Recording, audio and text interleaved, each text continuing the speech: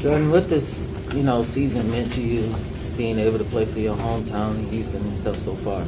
It's definitely big for me. I got finally got the first taste of it.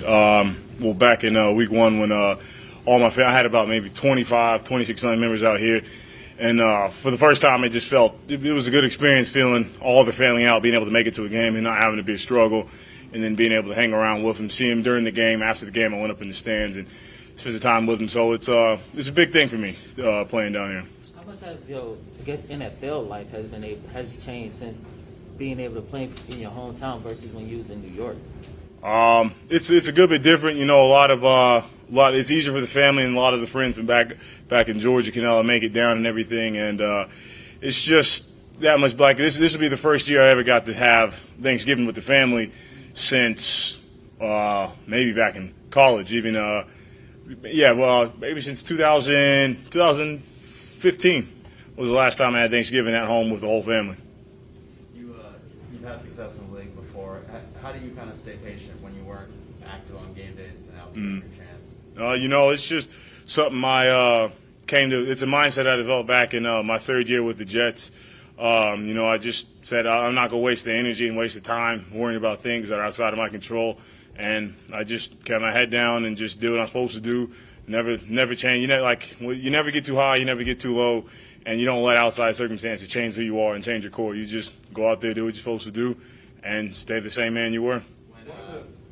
When coaches told you were going to play, what did they kind of tell you was the reasoning you were getting the nod now and hadn't been the first couple of weeks? BK just said you're going to be active this week, and I knew I had to go out there and just take advantage of every play I got and every opportunity that was presented to me. And that shows the way I played out there. And, I just want to be hungry out there and just try and be as disruptive as I can be. What are the differences that you've noticed from outside linebacker to 3-4 now on the rushing on the defense end? Something you see a little bit less sometimes in your stance. You really have to be keyed in onto your read because it happens a little bit faster and your field of vision is a little narrowed, and it's different, but it has its similarities. Sometimes you might bump down and play a little inside or whatever, but it's just you got to be a little more physical and just be a little bit like a tad bit quicker because you're already on the line and things happen that quick. The narrowed vision, how do you play off of that? You just really have to be dialed in on your film studies and know which formations and see some of the tendencies, like maybe in 12 personnel they'll have a tight end that's flexed out as a number one receiver. You got to know there's a chance he might come in. So if the quarterback ever makes a check, you got to make a quick nod and see if someone's coming in. Otherwise, you might get cracked and end up in concussion protocol or just be on somebody else's highlight film. You don't want to be that. Is that something like other players and linebackers are kind of communicating, helping you with? Yeah, sometimes you'll get the call normally, but sometimes in the heat of the moment, sometimes you might not get it.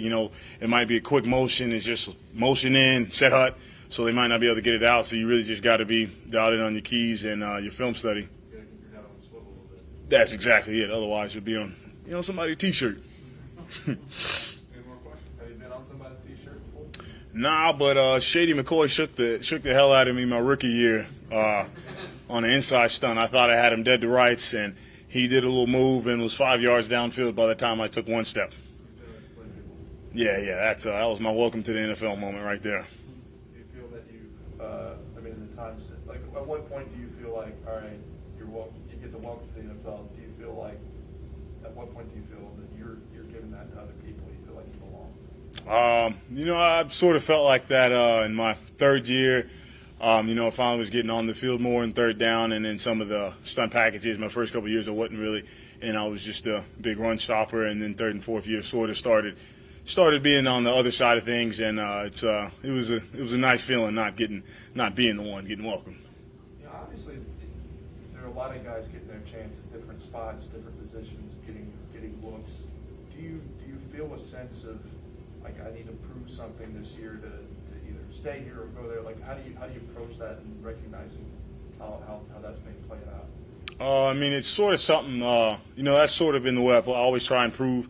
Like I love proving people wrong, and I love just going out there and just trying to make a statement for my case and make sure people. I just want to be remembered in this game as somebody who's disruptive and somebody who took no shit from nobody, and just went out there and just tried to dominate every play he was out there.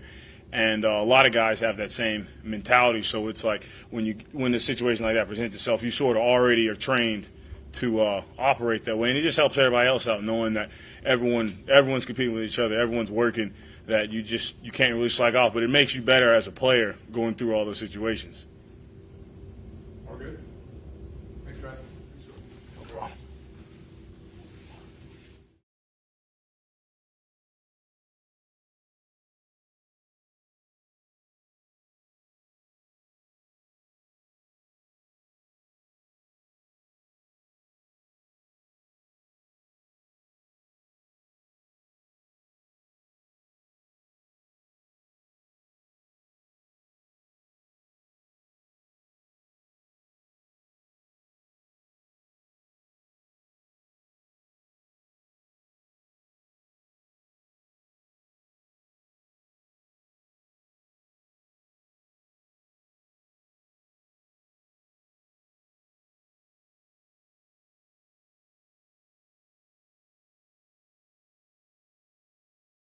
How do you feel kind of having to adjust? You're still adjusting to your new position, or you've made an adjustment having to now play with someone else next to you at left tackle? I think it's this week was a good week. Me and Jeron have taken a lot of reps together over the past couple weeks. So I think as this week went along, we took a lot of reps together. Our camaraderie started getting better and better as the day went. He's put a lot of work into preparing himself for the game this week.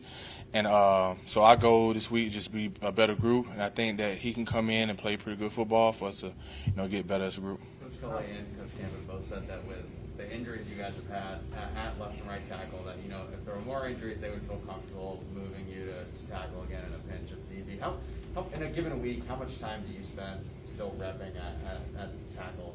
I take tackle reps almost every week. Mostly every practice, I get some form of tackle reps in. So I think, like you said, I feel comfortable if they had to move me back out there. But like this week, I'm focused on playing left guard because my team needs me to play. And, we got Geron out there, so we believe he can get the job done this week. So that's how we're going to go at it this week. Last time we talked, you were talking about adjusting to guard, get footwork, things like that. How far along have you gotten since, and what have you noticed about yourself in those moments?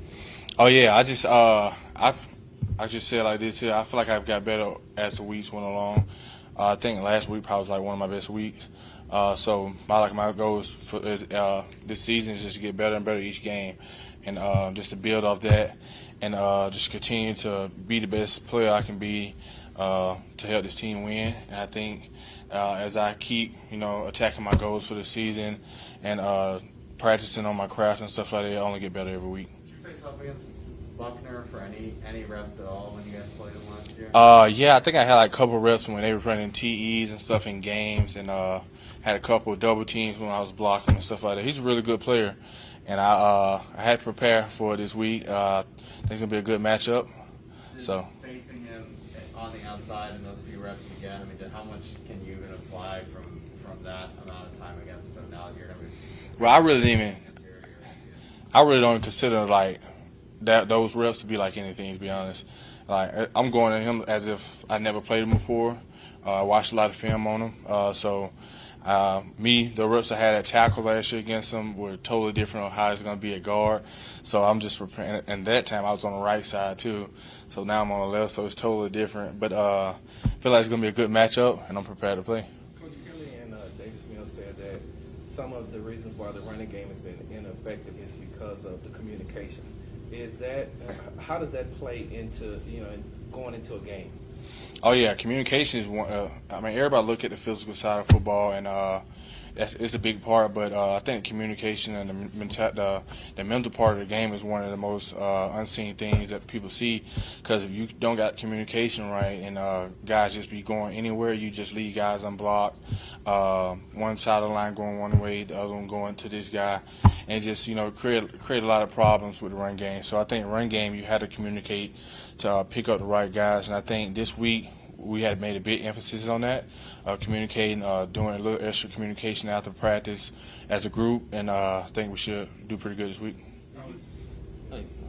Do you feel like you're taking on a little bit more of a responsibility role for that offensive line with Larry Tunsil being out now? Yeah, I think you know, I'm one of the more the guys that have probably played the most time on the offensive line right now with Laramie out and stuff like that. So, you know, I take it upon myself to you know, hold the guys to a higher standard, just like I expect them to hold me to a higher standard. And I think that's the best thing I like about this group is that we all hold each other to a high standard, and we know we require the best out of each other to not only play good, but to practice hard, you know, stuff like that. So I think that with those guys out, you know, we should, you know, continue to be a good group. All set. All right. Thanks, guys. Appreciate y'all.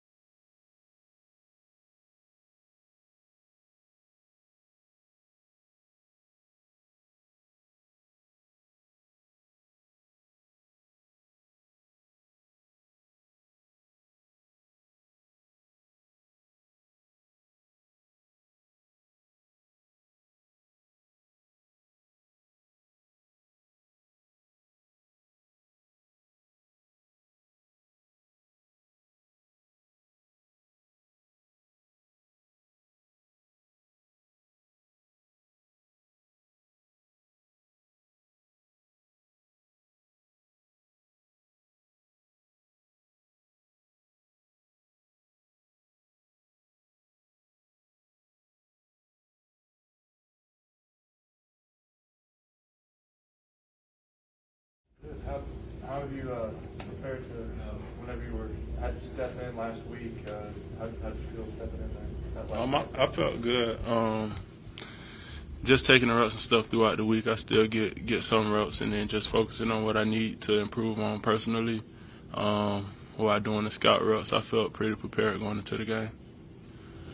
Have you reached out to Larry Tunsil about what you could, I guess, not improve on, but like getting some type of advice on how to take care of that left side of the offensive line? Yeah, I mean, since being here, me and LT had built a pretty good relationship. I mean, like in meetings and stuff, we'll sit together and just talk. Since we play the same position, we'll talk about whatever, regardless if it's me or him, our steps, hands, just whatever it can be, the plays, asking what he'll do, how he'll approach, if he doing this or if he doing that, whatever it is. We got a good relationship, so we just have pretty much like a wide conversation about everything since I got here. So. How much of a challenge is this Colts defensive line? They're a real good D-line. Just showing different fronts. They spike a lot, got a lot of movement and stuff, so it's just they kind of keep you on your toes. Just got to try to stay focused and stick to your technique and stuff and stay in front of them. How much you got to keep an eye on Buckner himself? Yeah, he definitely can be a problem. You got to get your hands on him and just bring it, be ready. How much do you think that you're going to be tested this week? I mean, every week would be a good test. Just come in, working with Camp and Tytus and all of them.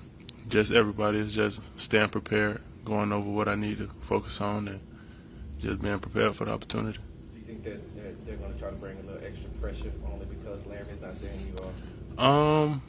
Probably. I mean, I'm sure they will with me being in, and then obviously we got Charlie, who's just getting in last week and stuff, and then a younger quarterback. So I'm sure they will, but I mean, we're pretty prepared. We got a good game plan. Pre-snap penalties have been a problem for this team. With all the kind of different parts you have on the offensive line, is that something you need to be extra cognizant of as someone who's stepping in to start for the first time? Not really. I mean, it's something that we focus on. We talk about a lot. It's just really just staying focused and executing. It's not nothing that I feel like I need to go out and just overly think. It's just paying attention to my assignment and what I need to do and just get the job done. Coach Kelly and Davis Mills said that one of the reasons why the run game has been ineffective is because of communication. What have you all seen on film? Yeah, pretty much that. I mean, it could be whatever, regardless if it's a point or just footworks or whatever. I mean, it's just we've been focusing on the little stuff, taking extra time to periods throughout practice to work with the running backs or the tight ends, quarterbacks, making sure everybody's taking the steps, making sure everybody's kind of comfortable. I think a lot of it is too just us kind of having a lot of new guys, so it's just getting a feel of each other and being comfortable with each other. All set.